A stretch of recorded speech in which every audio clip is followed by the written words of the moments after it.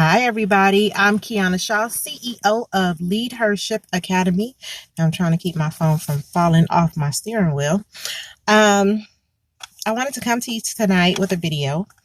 If you notice, I've been doing more lives, and it's because I'm increasing my engagement and preparing to launch my membership academy. So you guys understand, like, why you're seeing a whole lot more of me is because I'm getting ready to start asking for a whole lot more. So I want to give a whole lot more.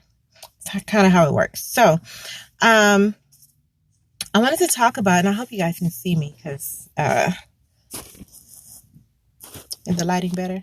I hope you guys can see me, but I wanted to talk about why our teenagers, hey Reggie, are having such a hard time doing anything. And I'm doing this video because we get people asking about, how do I get my teenagers to do chores? How do I get them to stop, being disrespectful? How do I get them to or not to whatever? And it's a constant ebb and flow of questions that I get all the time. And so I wanted to just do a video. Thank you, Reggie, because I know it's dark in the car. So I wanted to do a quick video. So the number one reason why our teenagers have a hard time doing pretty much anything that we ask, whether it's chores, whether it's, homework, whatever, is because we have not set expectations for them in their previous years. So what does that mean? It means that when they were 4 and 5, you kept picking up after them instead of teaching them to clean up after themselves, right? And I don't know why, as moms, we have traded in our life. Like, we did this whole women's liberations movement, and I mean, previous generations. And then we never gave up or shared the responsibility outside of us going to work, right? And so our families have decided that it's mom's job to cook, to clean, to make sure everything is in order, to, do all the running around, to finish the chores. We've decided that that's mom's job, and that's not right. And the reason why they do it is because we allow it, because we have absolutely set no expectations. When they're 5 years old, they can clean door handles. When they are 5 years old, they can make up their own beds. They can separate their own laundry. And I know this because I have a 5-year-old. And that's what she does. And I know people are always like, oh, well, that's too harsh on a kid. It's not. It's teaching them responsibility. It's teaching them respect for your time, for your for their own items. Teaches them how to keep up with their own things. But we don't do that in their early years. So then we go, oh, okay, well, you're 13 and now you need to start doing this. Well, there's no habit. And so it's kind of like being in a relationship with a spouse who goes, oh, well, after 10 years of you, being a size 12, I need you to go down to a 6. Wait, what?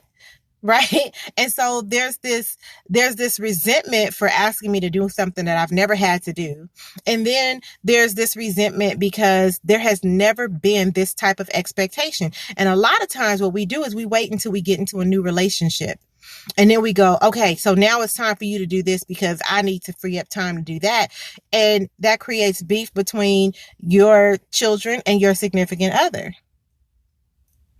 We have to be mindful. If we set no expectations for them for 13 years, and then we say, okay, these last 5 years of you living with me, we need to make some changes. It doesn't make sense.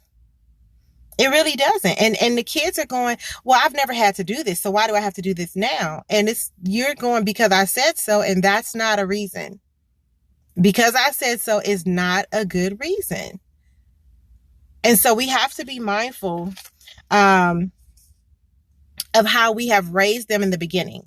So the second reason why we have a hard time getting teenagers to do things is because we keep trying to negotiate with them. We keep trying to, oh, if you do this, then I'll let you do that. If you do this, I'll let you do that. And that's not the way it goes. Hey, Adrienne, thanks for joining. The conversation is not, if you do this, I will let you do that. The conversation is, don't even ask me if you can do that unless you have done these things. That's the conversation. And I tell moms all the time, particularly married women, because we forget what our day looks like, and we forget that after we have done 40 hours a week, we come home and we're Superwoman. And so what that looks like is, it looks like us, picking up the kids from school, dropping off, the dry cleaning, running to the grocery store to pick up some items for dinner. We get home, we tell the kids, take your coats off, go start your homework, and then we start dinner, and then we start a load of laundry, and while that's washing, we getting the dinner together. Then we take the clothes out the washer, put them in the dryer, and now we're finishing up dinner, and we're also trying to get homework together. So now we're starting a new load because that load is in the dryer. Now it's time for that load to come out the dryer. We put it on the couch, we put the new load into the dryer, then we start a fresh load, right? Then we go and we review homework. While this is all going on, then we check homework, right? Because you have to, you check it and then you review it to make sure they made all the changes that you told them. Then it's bath time. Somebody still got to, put the dishes away, clean the pots, clean the kitchen after dinner has been done. You still got 2 more loads in the washer or the dryer that they have to be completed. Then you start folding things. You're getting bath time ready. You're making sure everybody's getting to bed on time, right? And dad gets to come in and laugh with the kids for a few minutes, take out the trash, and he's done with his chores. That shouldn't be. The kids should have chores. Why aren't they helping you with homework? Why isn't dad helping you? It's because you never set the expectation. And then it's because you started negotiating. Well, if you'll just help me with this, then I'll let you do that. And so in their mind, what you have trained them to do is go, well, I'm not going to do that if I don't get anything out of it. No, you are a member of this family. This is a community right here. And so when I make my 5-year-old wash door handles and wash cabinets, it's not because I'm being mean. It's because this stuff needs to be done and you're capable. And we have to be mindful of that. We have to know that they are capable of taking care of washing their own clothes. They're 13, teach them. They're 10, teach them. And I think I learned at 9 because my parents were kind of going through a separation. And my mom was like, y'all need to know how to do this. Should I ever close my eyes? Y'all need to know how to wash your own clothes. You need to know how to clean the bathroom. You're not stressing the kids out by making them think. Adrienne said she tired just listening. I know. We're not stressing their brains by making them think. And I can say this because Adrienne is on, and it just reminded me, her nephew, she had custody of her nephew, and he was washing trash cans out with his uncle. Washing the trash cans out. He had a job. He would come and get the cans, and I would save cans because I would see him working so hard. I'm like, he need a bonus. It's okay to make sure that they know how to clean up after themselves, how to, get in the tub, wash yourself up. You shouldn't have to sit in the bathroom with a 10-year-old. But we do it because we have not trained them to do it themselves. And my favorite term with my daughter is self-manage. Mommy, I need Kayla. Really? Do you need help? Or do you need to try harder? Self-manage as much as you can. Adrienne says shared vision for the family structure. Absolutely. But if we don't do that while they're 5, 6, 7, by the time they're 14, 15, they have gotten too settled in their ways. You're trying to teach an old dog new tricks at that point. You have to start teaching them because that's the only way that they understand that this is just a part of life. And understand this lady, because I had one lady who said, oh, well, my youngest son doesn't need to know how to iron his own clothes. And I was like, oh, okay. So he not going to be nobody's husband eventually? You don't want to teach him the things that you need your husband to help with? You don't want to? Okay, all right. Praise God. Right? Because I'm not here to argue with you about your family, but what I am here to say is, at 17, he should know how to iron. But we cripple them, wanting to be the main woman in their life. Oh, if any woman who comes in, she gonna have to do X, Y, and Z. And guess what? He don't respect that. That's why he's letting you do it. You got a 16-year-old in the house, you're 45, and you taking out the trash?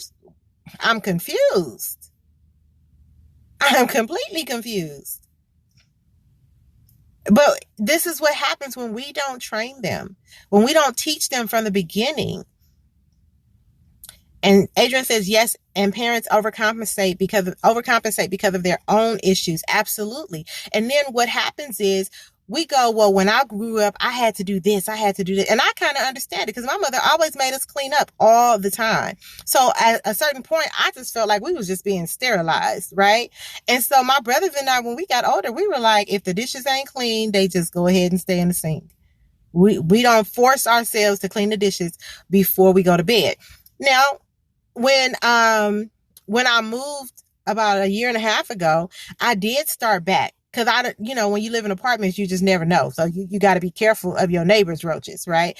But I started doing it again, and I made my daughter help me. I made her help me because I was already trained to do that. I departed because I didn't like it, but then when it was just me and her, I had to make sure that she knew. We gotta take care of this. This is our space. You have to do your room. You have to clean up your room. And I didn't make her clean it every day. But there are some days I was just like, look, I can't, if an earthquake happened, I gotta leave you in here because I can't get in here to get you. You gotta clean this up.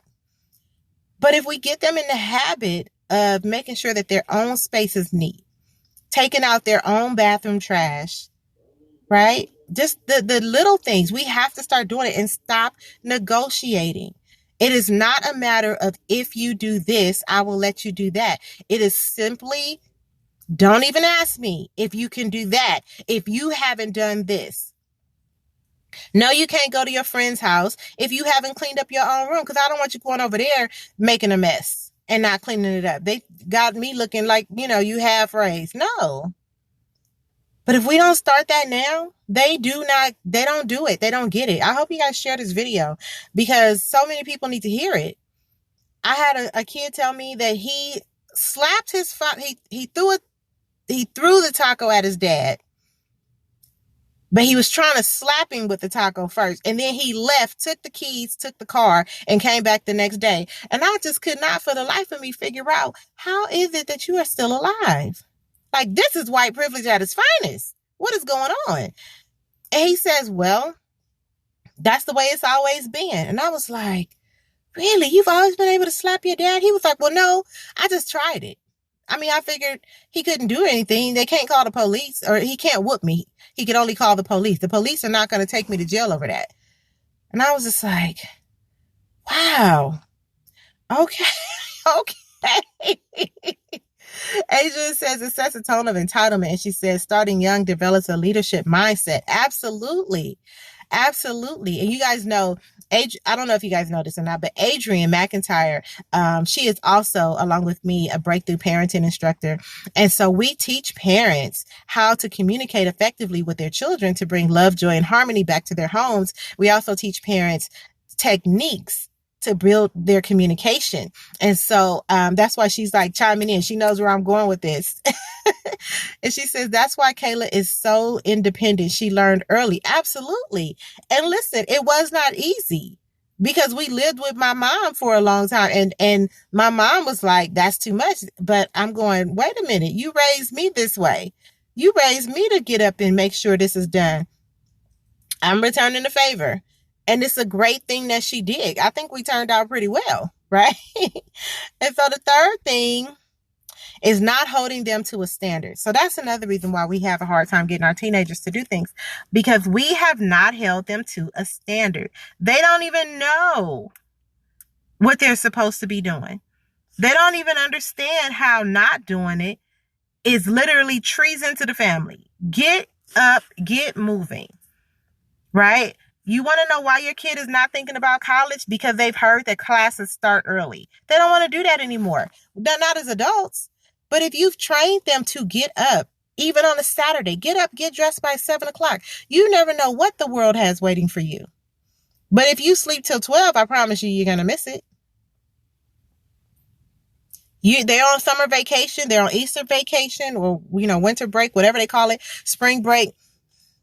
You need to still have them texting you. by 7 a.m., 7:30 at the latest. What is your plan of action for today? Don't sleep the week away. That's not how real life works. In high school, you are planning for your 18 and over experience. And if we don't start conditioning them to get moving and to get more intense with their life, it cannot just be about social media and having fun. And I'm not saying train them to get a job, but that's a whole nother lie. That whole get a job, work hard for 40 years and then retire so you can have fun, as if people are going to start bungee jumping at 60. That's a whole nother lie. But we do have to train them to get up and be intentional with their life. And if we don't do that, we are setting them up for failure in the most major ways. All right. So that's it. I didn't want this to be a long live because I want to relax a little bit. My daughter is in her praise dance rehearsal. I want to chill.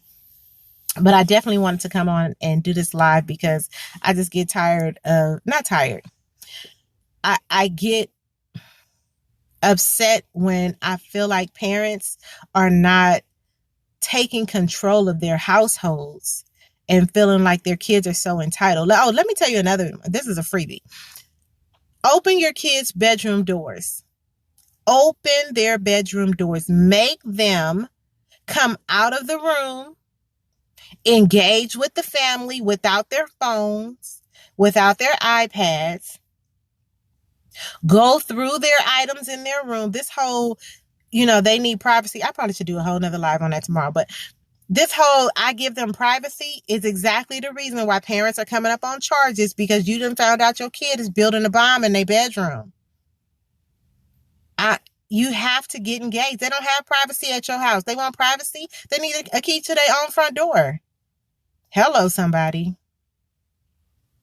Reggie says, thank you. Adrienne says, unfortunately, the parents don't see the value because they themselves are complacent. And I think that that's the case in many cases. And then I think in some cases, they just don't know. They just don't know. That's why I'm here. I'm Coach Kiana. See you.